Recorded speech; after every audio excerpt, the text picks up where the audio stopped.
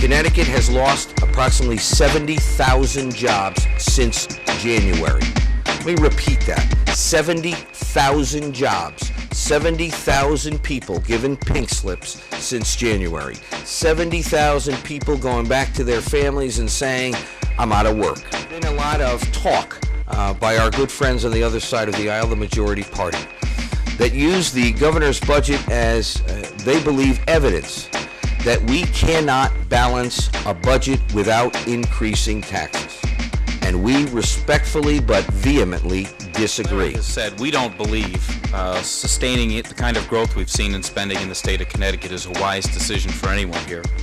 In the last 20 years, our budget has increased in the state of Connecticut almost 270%, while the population's only increased about 6%. The area that it does not target is municipal aid.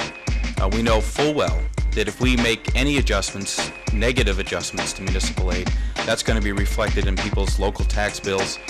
All of you know that their budgets have already been completed, and we very much are opposed to reducing state aid to municipalities. Community, we continue our school-based health clinics, our community health services, immunization services, local district departments of health.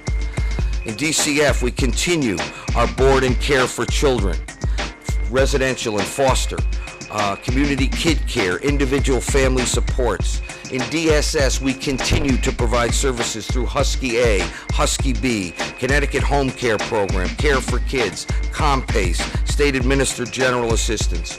What we did was simple. And what is the Democrats' answer to our fiscal crisis? Their answer is more spending and more taxes. Even raising taxes by $1.8 billion this year, their budget still creates a structural deficit of over $5 billion. They say, the Democrats say, our budget shifts the tax burden from the middle class to the wealthy, who aren't paying their fair share. It's a confusing message, because if you remember when the Democrats first came out with their budget, they taxed diapers, they eliminated the property tax credit, they increased sales tax on most things, and really went directly after the middle class. In 4 months, they're saying they've changed their ideology. So it gives a confusing message, but one thing is clear, they are still hell-bent on taxes.